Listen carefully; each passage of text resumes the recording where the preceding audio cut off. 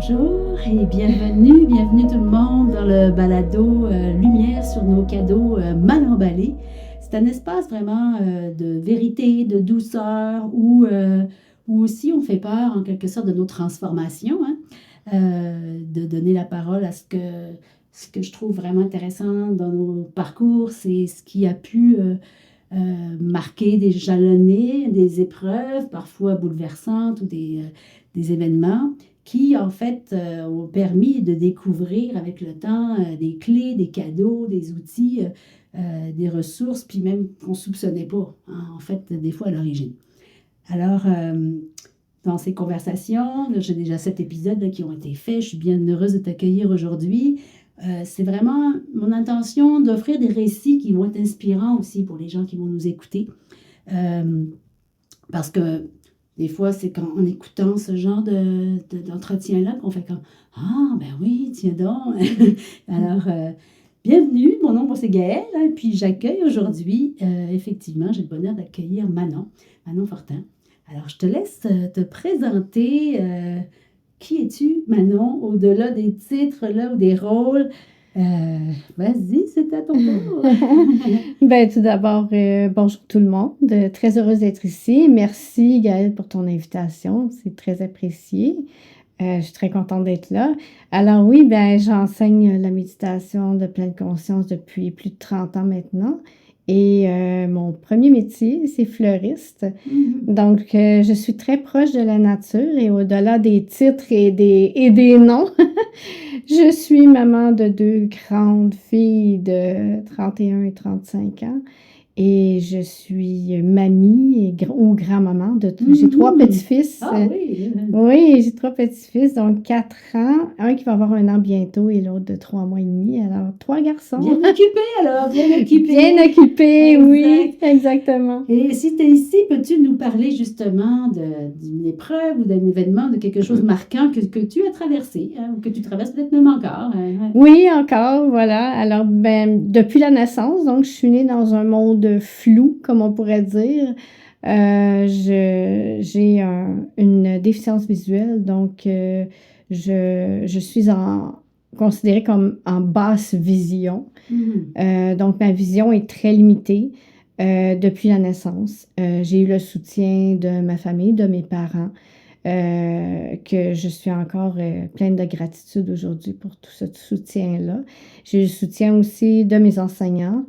Mais plus je grandissais, puis plus la pression sociale m'affectait et aussi la pression de la réussite à l'école. À l'école déjà. Oui, c'est ça. Donc, il fallait réussir. Puis moi, je voulais tellement être comme tout le monde. Tu étais dans une classe régulière, comme on va dire. Tu n'étais pas dans une classe pour enfants aveugles ou avec déficience visuelle ou quoi. Tu étais dans un milieu scolaire régulier. J'ai été pensionnaire pour la maternelle. Donc, j'étais à Montréal, à l'école Marie-Clarac avec les sœurs.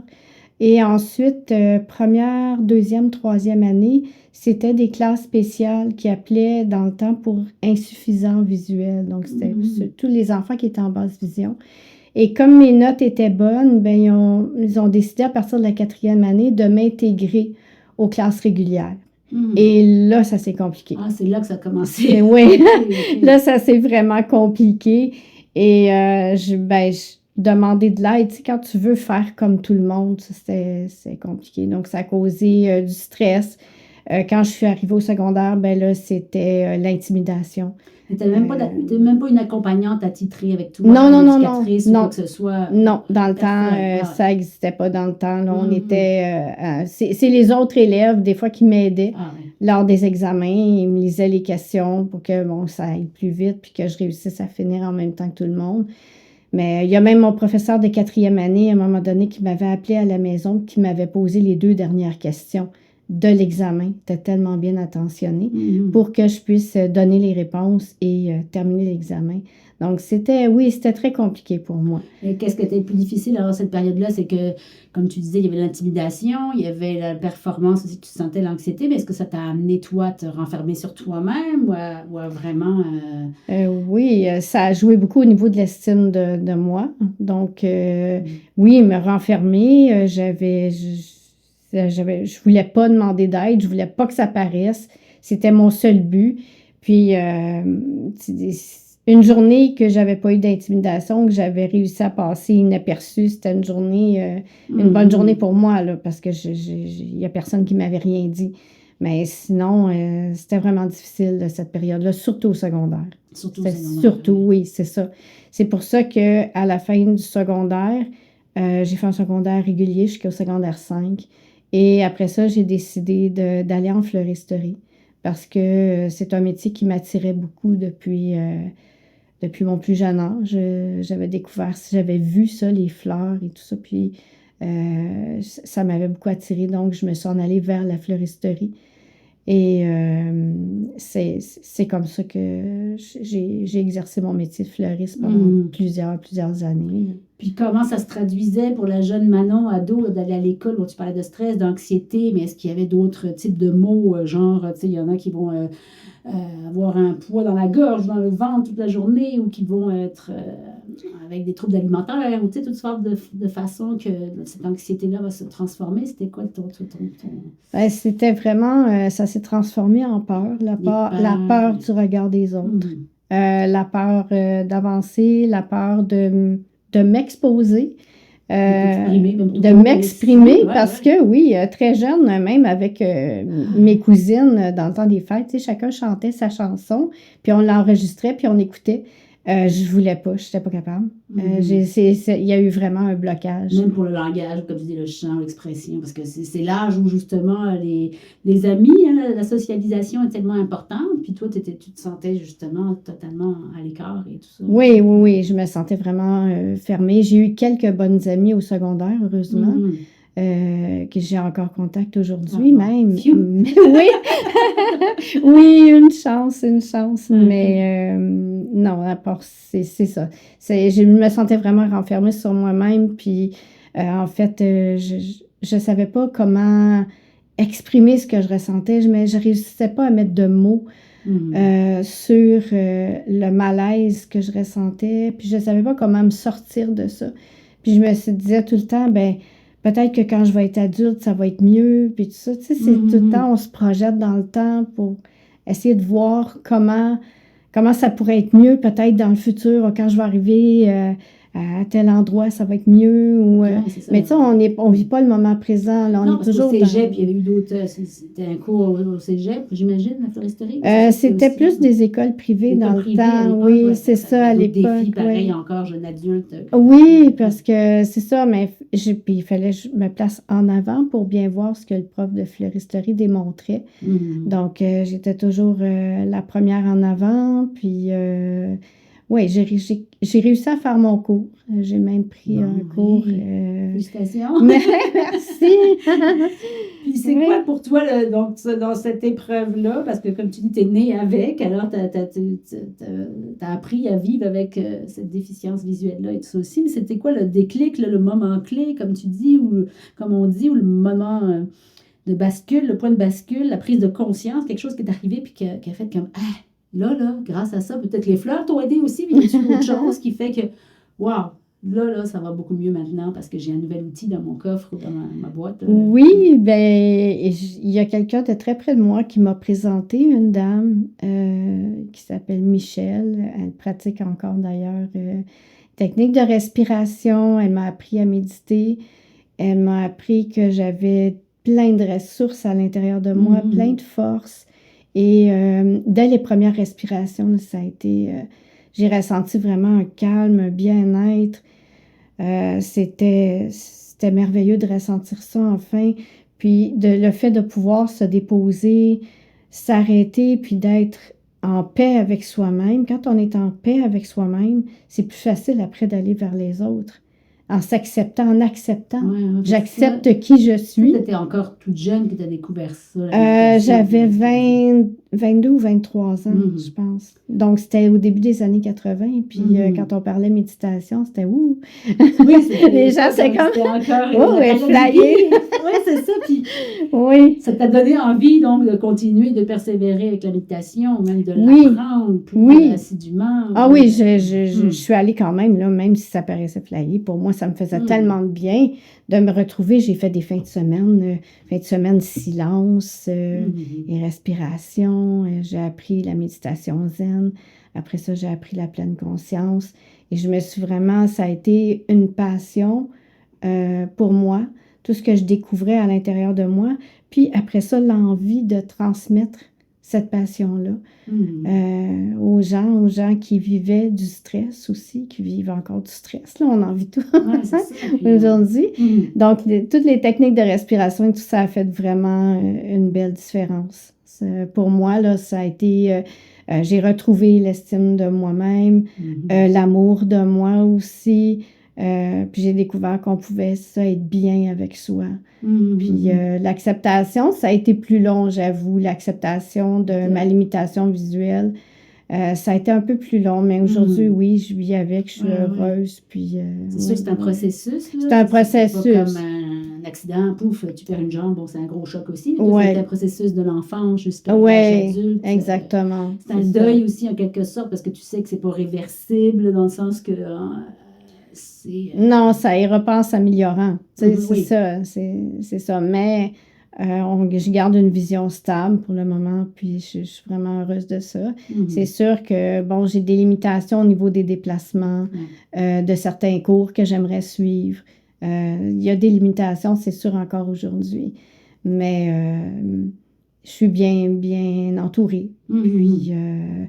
aujourd'hui, avec la technologie, ben, je peux enseigner via Zoom ou les réseaux sociaux. Puis Mhm. ça Exactement, il m'aide. suffit d'avoir l'équipement et tout ça aussi, puis c'est tellement Exact, plus accessible exactement. sans avoir à te déplacer de Ouais, ton bureau, de ton salon, effectivement. exact. Puis c'est quoi la pratique? Tu parlais de respiration ou pleine conscience. C'est quoi ta pratique chouchou, là, on va dire, qui te fait le plus de bien? Tu sais, tu parlais du souffle. Bon, il y a plusieurs techniques de souffle, Il y là, en a beaucoup, mais oui. c'est quoi celle que tu dis, wow, ça a été vraiment une révélation pour moi, cette pratique de souffle, cette pratique méditative. Est-ce que tu voudrais nous le partager?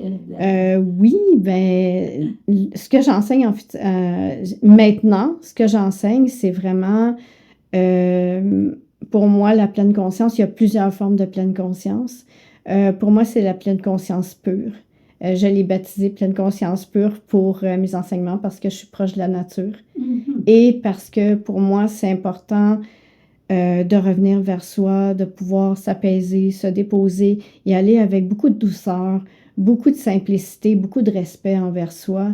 Et c'est comme ça que mes formations sont données. Mhm. Et pour la respiration, on y va graduellement. Pour moi, ça a été vraiment une découverte, mais d'y aller graduellement selon la capacité, selon ce que mon corps, selon ce que le corps demande. Oui, c'est ça. Et Ce sont des techniques on y va particulières, mais juste d'être dans la conscience dans la conscience, c'est ça. qui amène un apaisement en général assez rapide et tout ça aussi. Exactement, c'est ça, oui. Puis donc, Oui. ça, quand tu l'as découvert, ben, tu ne connaissais pas ça avant, justement, parce qu'à Non, l'adolescence, tu n'avais pas eu ces outils-là. non, Enfant, dans nos familles, on ne l'a pas tout le temps non plus. Fait que ça a non. été vraiment pour toi un cadeau incroyable ou une révélation, finalement. Oui, oui, Wow! oui. Ça a Hein? été une grande découverte. Une Mhm. grande découverte. Puis quand l'enseignante m'a dit, tu as des forces à l'intérieur de toi. Ah Mhm. oui, quelle force, où ça? Ouais, C'est quand- c'est ça, c'est- ouais, c'est ça. Mais oui, avec la respiration, justement, puis en s'arrêtant, mais on développe des forces, on développe aussi un côté au niveau du ressenti qui est différent. Puis c'est sûr que vu que j'ai une vision limitée, ben le ressenti Ah, est il est plus compréhensible. développé Mhm. au niveau du toucher, mais au niveau du ressentir aussi ce que les gens vivent quand je donnais des cours en présentiel. Puis Mhm. même, ça passe à travers Ah ouais, même en les signe, écrans, ça, hein? t'arrives Ça, à on ressentir. le ressent quand même, Mais oui, des fois, c'est dans oui. le non-verbal ou dans des L'effet, petits c'est mots le... aussi. Ça, tu Oui, sens. Ah, mais je comprends, mais oui, c'est oui, ça. oui. Parce que c'est vrai qu'en général, le toucher va peut-être se développer plus, l'odorat ou d'autres sens, Oui, finalement, que oui, la vue qui est moins présente. exact. L'audition L'audition, aussi. très développée aussi. Oui, Mhm. oui, vraiment, oui. Puis la clarté, en fait, j'ai une vision claire, mais sans utiliser mes yeux. C'est la Comme vision intérieure. intérieure, oui, Parce qu'on travaille beaucoup en pleine conscience exact. avec les 5 sens aussi. Oui, c'est Donc, ça, toi, exact. peut-être que c'est comme tu parles de vision claire, oui, c'est Oui, intéressant, c'est que c'est pas forcément la vision de monsieur, madame, tout le monde, mais toi, tu as développé je une sais pas vision comment, différente à l'intérieur de moi, de voir clair, d'avoir une vision au niveau des projets aussi concrets, au niveau de... dans le sens figuré aussi, alors, Oui, dans le sens figuré Oui, aussi, c'est ça. oui, oui, Ah, oui, ouais, exactement. vraiment intéressant. Ah oui, Ouais. oui, oui. Puis en fait, c'est souvent ça, je pense, dans les enseignants qu'on croise. Moi, je pense à ça. Là, ça me fait penser à des enseignants que j'ai croisés aussi sur mon chemin, qui avaient justement ce petit plus-là, qu'ils avaient quelque chose que moi, j'avais pas, ou que d'autres élèves n'avaient pas, puis qui nous faisaient prendre conscience différemment, parce que justement, cette limitation, ce handicap, les amenait autrement à l'expliquer, autrement à le vivre. Fait que c'est des nuances qui vont être super intéressantes, en fait, à partager, j'imagine, pour tes élèves aussi.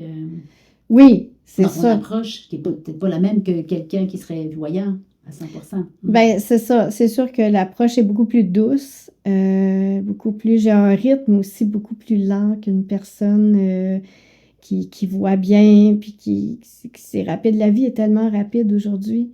On a Ça besoin va de lenteur en tellement plus. vite. Oui, c'est ça. Mais il faut que il a fallu aussi que j'accepte ce côté-là, d'être plus, je dis plus lent, mais plus posé, peut-être, je sais pas quel mot on pourrait mettre là-dessus. Mais en tout cas, oui, je suis moins rapide qu'une autre personne. Donc, ça se reflète aussi dans mes accompagnements. Est-ce que ça, c'est depuis justement l'enfance et l'adolescence, ou que tu as dû justement apprendre, entre autres à l'école ou même à la maison chez tes parents quand tu étais petite, j'imagine, à faire tout différemment parce que la vision n'était pas la même. Donc, j'imagine se déplacer, apprendre à marcher, ça doit être différent pour un Oui, enfant oui. malvoyant. En fait, d'après ce que ma mère me racontait, j'ai marché, je poussais les chaises pour marcher dans la maison jusqu'à ce que j'aie mes premières lunettes. J'ai eu mes premières lunettes à l'âge de 1 an et demi. Donc, à 18 mois, j'avais mes premières lunettes. Je suis dans 1962, donc c'était quelque chose là, parce dans qu'ils le ne savaient temps. pas ça à la naissance en tant que tel ou dans la première année. Vous Non, pas, non, c'est ça. Okay. J'ai commencé à avoir des chirurgies à l'âge de 6 mois. Quand même, oui, 6 mois, c'est jeune. Oui, jusqu'à l'âge de 4 ans. Les dernières à l'âge de 4 ans. Alors, oui, j'ai appris à fonctionner différemment. Oui. Et ce que j'ai trouvé difficile aussi, c'est que au secondaire, mais même au niveau du travail, au niveau de la fleuristerie, quand on reçoit des clients, le client, il ne va pas attendre trop longtemps après son arrangement floral, son bouquet. Donc, j'ai appris à aller plus rapidement aussi. Donc là, je respectais plus mon rythme. Là, c'était comme, il fallait que ça... fallait vraiment donner un coup pour que le travail se fasse. Puis à l'école, on avait tant de temps pour faire tel travail. C'est ça. C'était vraiment un défi, oui, c'est ça, d'être rapide, d'aller vraiment rapidement. Puis aujourd'hui, avec les accompagnements, j'ai comme retrouvé une vitesse qui me convient mieux aussi. Donc, aller plus doucement, puis respecter ça. Hein. Et aujourd'hui, avec tout ce recul-là, ces expériences que tu as vécues, qui t'ont transformé en quelque sorte aussi, ou ta façon d'évoluer en société, ou dans la vie, là, par ta transmission aujourd'hui, c'est quoi le sens? C'est un petit peu dur à dire des fois. Quel sens on donne à cette épreuve-là, ou à cette différence-là que tu as eue, toi, dès la naissance?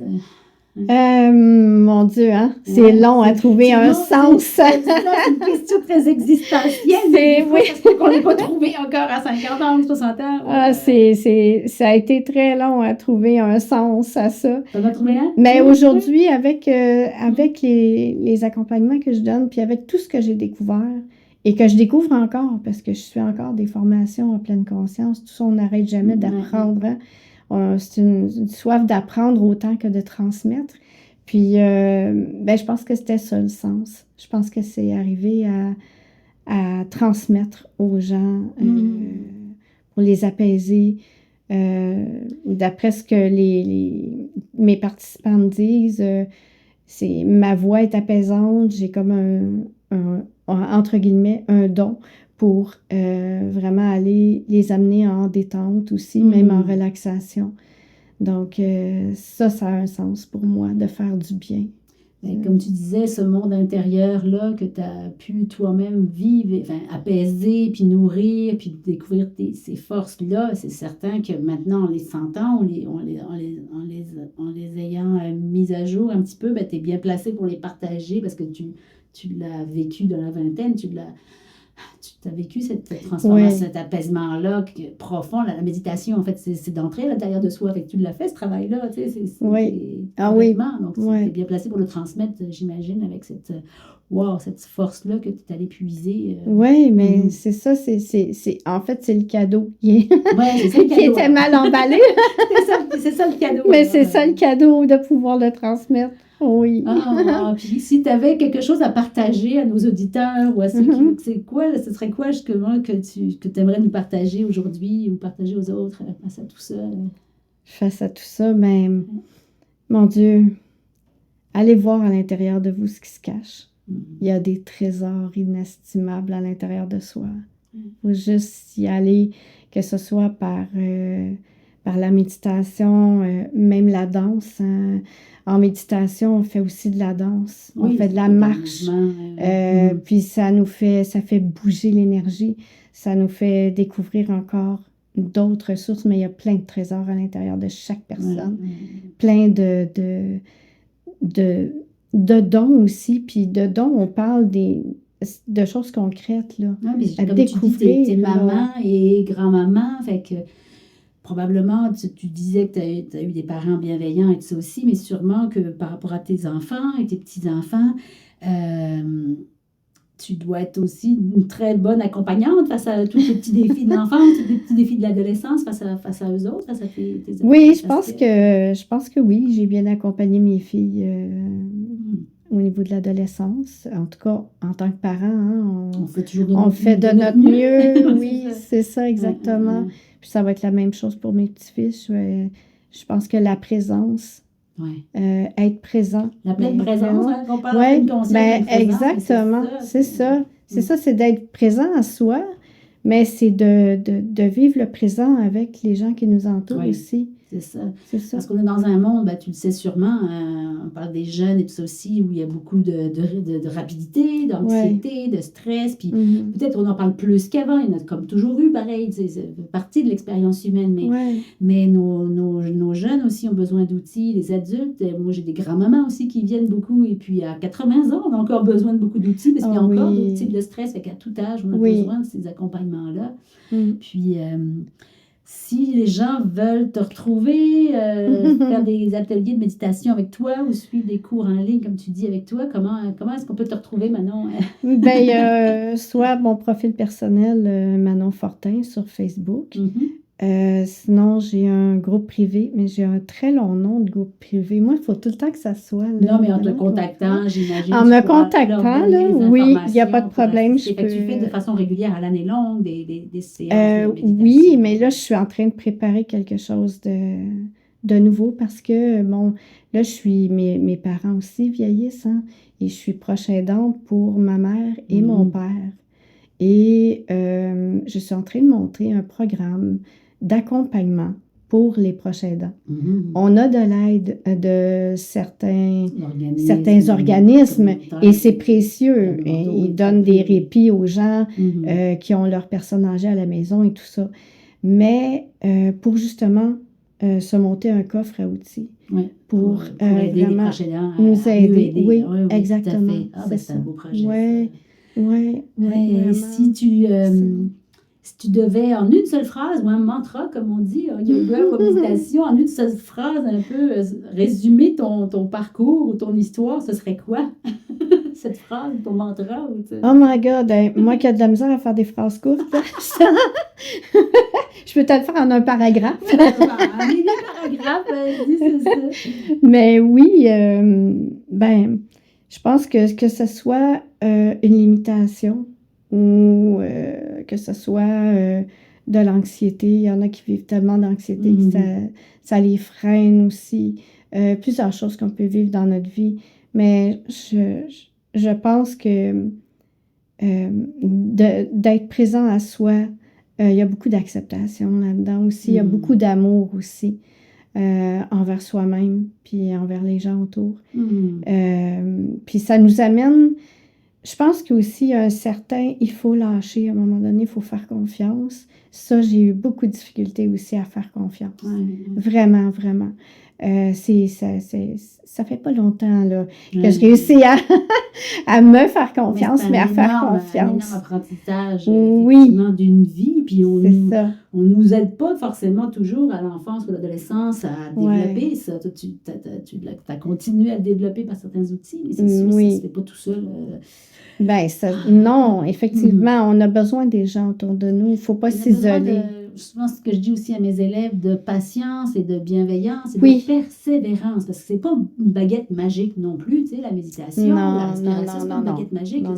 Si on le fait une fois par 6 mois, ça fera peut-être pas grand-chose, mais ça va être bon pareil, ça va faire du bien. Oui, sur le coup, ça fait du bien. Mais si on veut que ça reste... Comme tu dis, tu as persévéré, tu as continué, tu as vraiment foncé là-dedans et tu continues justement à apprendre et à développer des choses. Fait que, félicitations. Puis moi, je dirais aux gens, ben allez-y voir à l'intérieur de vous, ne serait-ce que de s'asseoir. Ça peut faire peur, c'est sûr. Ben oui, mais vous allez découvrir vraiment, comme je disais tantôt, des beaux trésors, des belles forces, des belles ressources à l'intérieur de vous-même. Puis c'est ce que j'ai envie de dire aux gens aujourd'hui. N'hésitez pas, ne serait-ce que de s'asseoir, de s'accorder 5 minutes, 10 minutes pour s'asseoir, fermer les yeux, juste écouter une musique qui nous fait du bien pour commencer. Ça peut être comme ça qu'on commence. Oui, parce qu'il faut s'arrêter, il faut se déposer justement pour commencer. Oui, mais c'est ça. Tout va tellement vite, puis la technologie, comme on disait, est partout, mais en même temps, ça peut être avec des écouteurs pareils, ça peut être avec la technologie, elle nous aide aussi, effectivement, mais de s'arrêter, wow! Puis, tu sais, moi, je me réjouis quand je vois justement dans les écoles que ça commence parfois, puis qu'il y a des belles expériences. On n'en parle pas beaucoup parce qu'on parle toujours des mauvaises expériences partout ici et là, mais tu sais, il y a quand même beaucoup d'éducatrices, enseignantes qui sont tellement ouverts et vigilants face à ça. Oui, c'est important, là, les enfants. Comme parents, comme grands-parents, on a un rôle aussi à jouer là-dedans, cette transition-là. Exactement. Je me souviens d'une jeune fille qui est arrivée dans un de mes cours à un moment donné que je donnais dans un centre communautaire. Puis c'est sa mère qui est venue avec elle. La jeune, elle avait 16 ans. Puis elle est rentrée dans mon cours, puis elle dit, écoute, je vais m'asseoir près de la porte parce que je ne sais pas si je vais pouvoir rester tout le cours. C'était vraiment de l'anxiété. Et finalement, elle est restée tout le cours. Elle a fait la relaxation. Je commençais par une relaxation. Elle a fait la méditation. Puis à la fin du cours, elle est venue me voir, puis elle a dit, ça m'a fait tellement de bien. Elle a dit, je vais m'inscrire. Elle s'est inscrite pour le restant de la session. Puis ça a été comme, ça, là, c'est vraiment pour moi... un beau cadeau. Oui. C'est souvent le premier pas qui est le plus dur, hein, ou de s'asseoir avec une vidéo ou un audio, ou d'aller dans un cours à quelque part. Puis ça peut ne pas convenir. Des fois, il y en a pour qui, puis mais ceux qui persévèrent en général, c'est pas si compliqué que ça en soi, la méditation, mais ça en rebute beaucoup de gens, ça effraie beaucoup de gens. Oui, mais si on persévère puis qu'on est bien guidé, surtout aussi, parce qu'il faut être aussi bien guidé, puis avec la bonne personne qui nous convient, parce qu'il y a plein d'approches. Oui, il y a beaucoup d'approches, il y a plein d'approches. Ça peut très bien changer une vie, là, c'est clair. Exactement, avec beaucoup de simplicité. Beaucoup de simplicité. Avec la base, la simplicité. Exactement. Comme tu dis, le cœur puis la présence. Que ça soit accessible. La douceur et tout ça, les qualités que tu as développées. Hey, wow, merci du fond du cœur, Manon, quel beau partage, puis merci à tous ceux et celles qui ont écouté tout ça, merci énormément, puis merci à toi. De ne pas oublier qu'effectivement, les passages des fois les plus surprenants ou les plus sombres de notre vie, peuvent contenir des lumières ou des cadeaux qui sont prêts à être déballés puis partagés avec les autres. Merci à toi.